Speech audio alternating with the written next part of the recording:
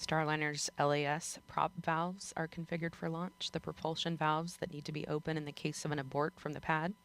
3 minutes. Pressurizing Atlas tanks.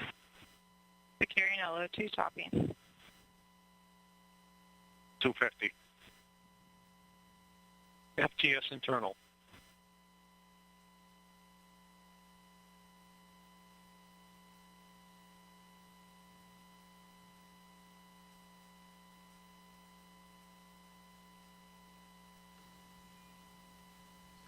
Flight software is in ascent mode. It is now set for the uphill climb.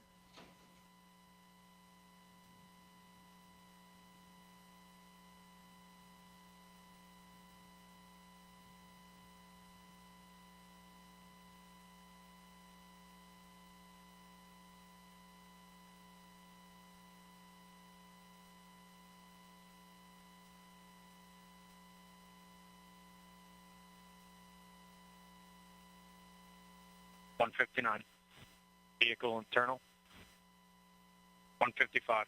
Launch sequencer start. 150. Securing Centaur LH2. Securing Centaur LO2. Vehicle is now transferred to its onboard batteries, and topping is 140. completed. Launch enabled. 137. FTS armed.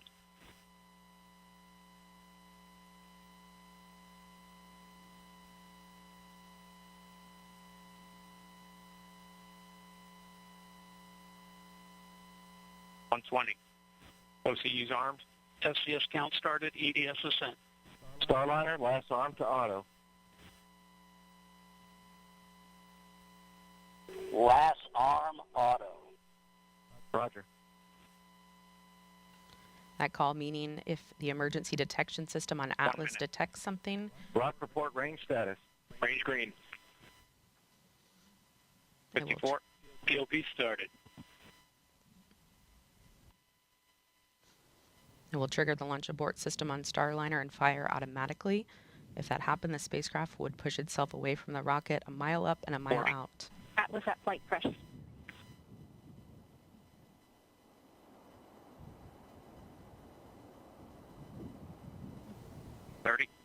Centaur at flight press. 25. Status check. Go Atlas. Go Centaur. Go Starliner. Godspeed, Butch and Sonny.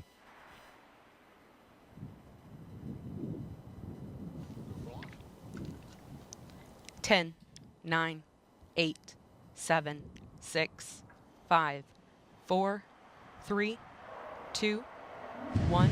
Ignition. And liftoff of Starliner and Atlas V, carrying two American heroes, drawing a line to the stars for all of us.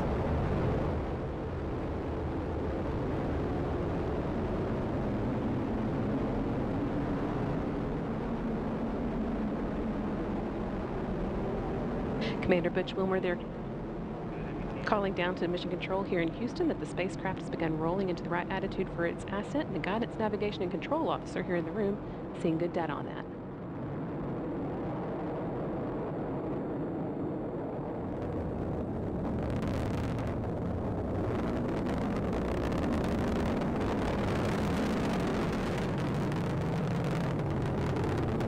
Starliner passing through max Q, or the point of maximum dynamic pressure where the forces of air friction are highest, which in Sunny will shortly be passing through Mach 1, where the speed of sound.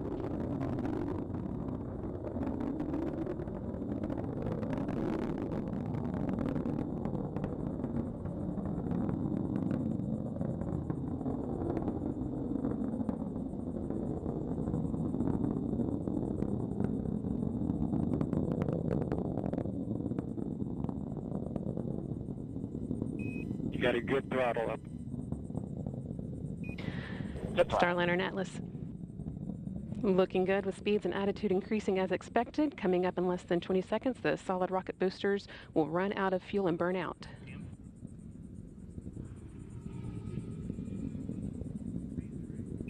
Good SRB burnout. Good SRB. Now that the fuel in the solid rocket boosters has been depleted, the Atlas main booster stage will be continuing its burn for about the next 3 minutes.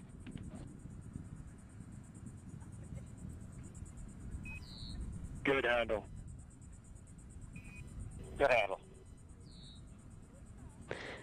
That call, good handle, from Capcom Joshua Kutrick, indicating that the crew now has the ability to initiate an abort manually if needed. All looking good so far. Now 2 minutes into Starliner's flight and coming up on the solid rocket booster jettison at the 2-minute and 40-second mark.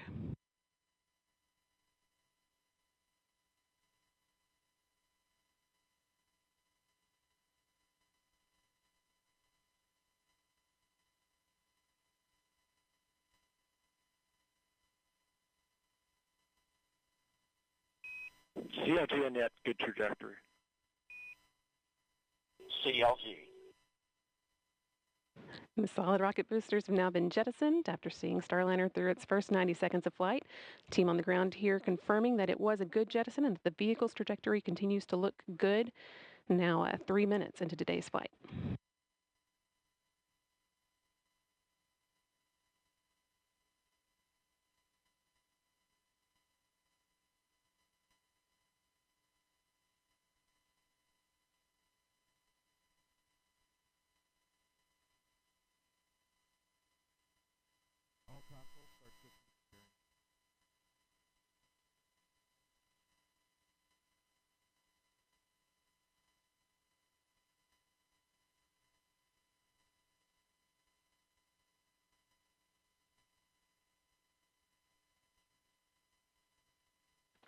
Atlas booster now throttling back to limit the G-forces on Butch and Sunny, trying to limit that to around 3.5 times the force of gravity you would feel while on the ground.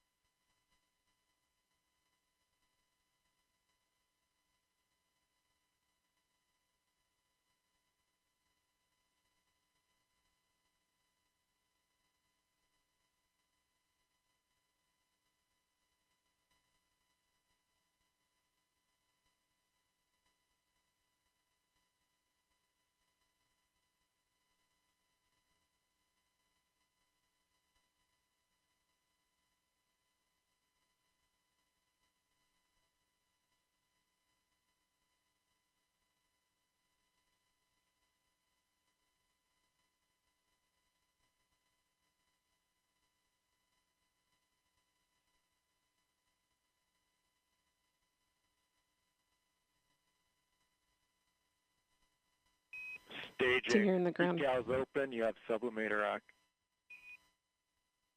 Decal sub-act. Decal. Great Atlas. Team on the ground reporting that they saw the ascent cover on top of Starliner that's been protecting the spacecraft's docking system through its climb into orbit. They saw that jettison as planned. Staging was good, you have good control.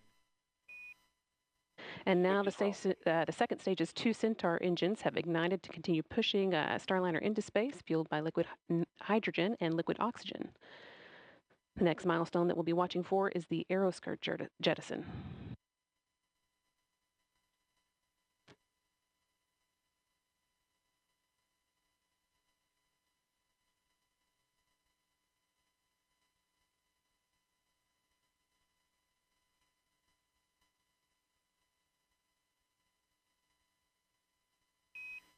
Starliner, you had good booster performance, you're up to plus 31. Plus 31.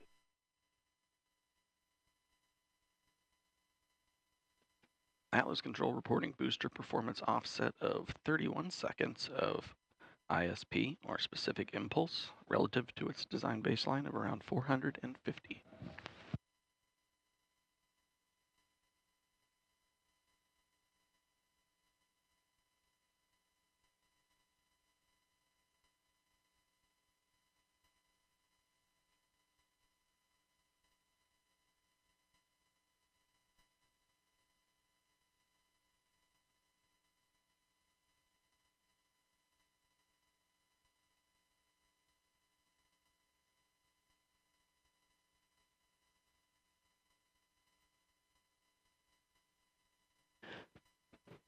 All continuing to perform well, almost 7 minutes into today's flight.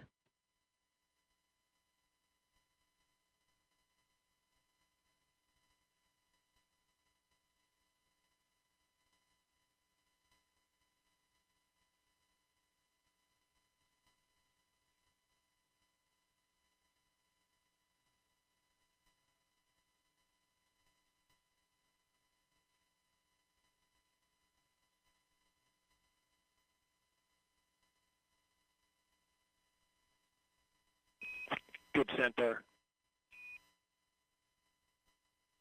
Good Centaur. Capcom Joshua Kutrick. Continuing to pass good news up to Starliner's crew. That last one reporting that the Centaur upper stage remains in good condition and is performing well, pushing them into orbit.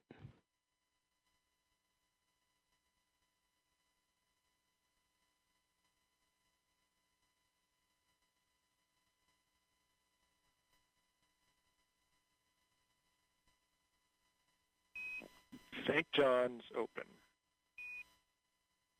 St. John's. Starliner is now entering its first guided abort range, where Starliner would direct itself towards a specific location in the event of abort. In this case, just off the coast of St. John's, the capital of the Canadian province of Newfoundland Labrador.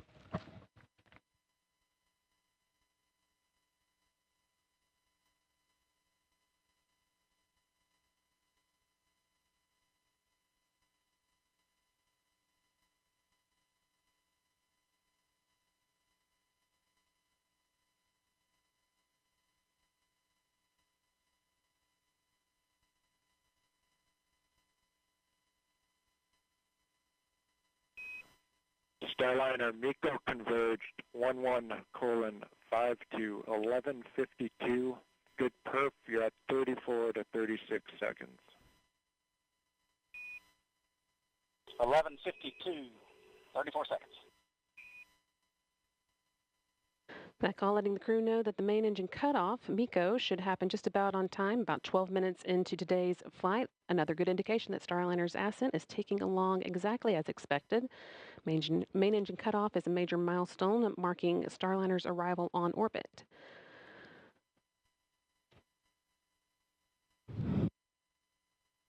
Still got about 2.5 minutes until we get to that. With the spacecraft continuing to perform well, make its way towards orbit. No action, Starliner on the LCL. That's just the system coming up into controlling mode. Outstanding. No action.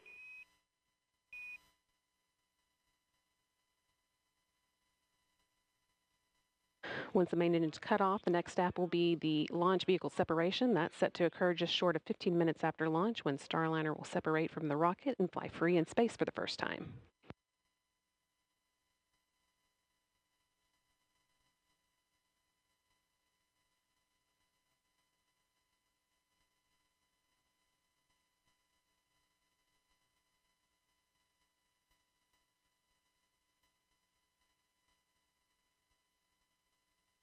Flight Dynamics officer reporting that at this point, Starliner could potentially make an abort Starliner, landing yep, off good the coast of cooling. Ireland. Good cooling. And they're, again, all continuing well, so we're not expecting to need that abort. As Starliner is rapidly approaching orbital velocity, this abort region is only available for just over 1 minute, where Starliner would just continue up to orbit after that.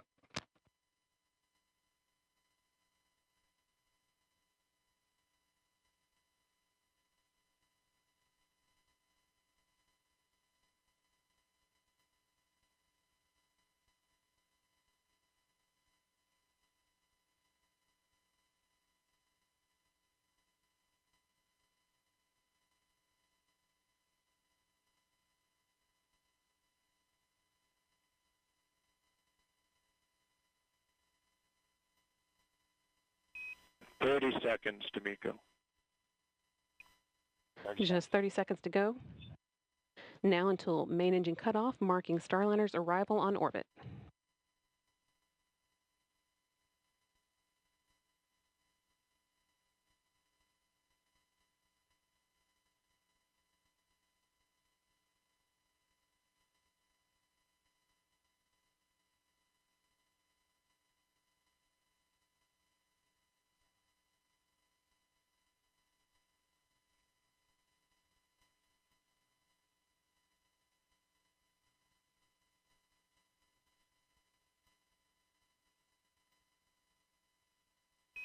Nominal MECO Starliner. Nominal MECO.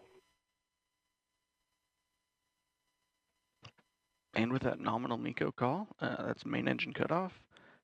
We've got good energy, meaning a good velocity for continuing to orbit, and a good plane, meaning Starliner's trajectory is aligned with the International Space Station for rendezvous tomorrow.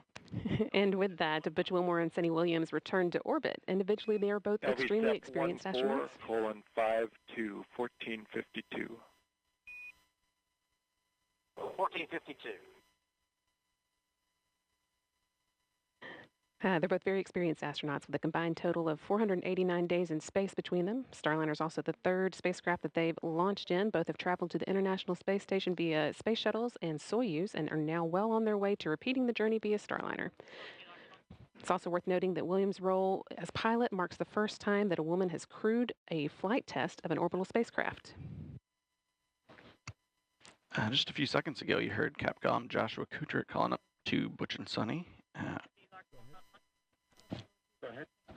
With the expected time, Starliner will separate from Centaur at about 14 minutes, 52 seconds into flight, just under 2 minutes from now, or 1 minute from now.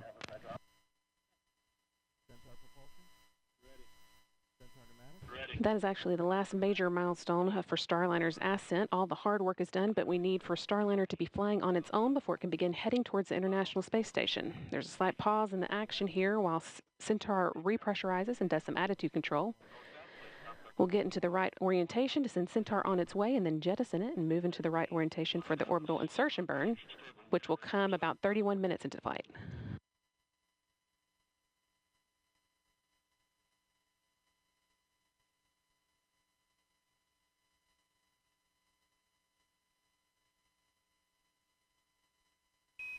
No action on the cabin temp Starliner. No action.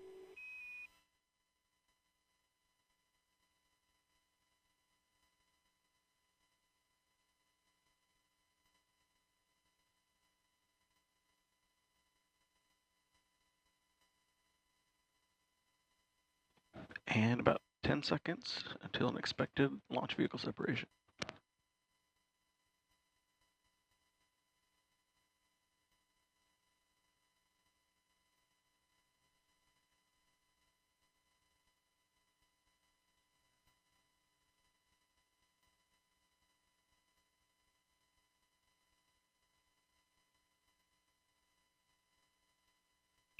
LVSEP confirmed. Good LVSEP.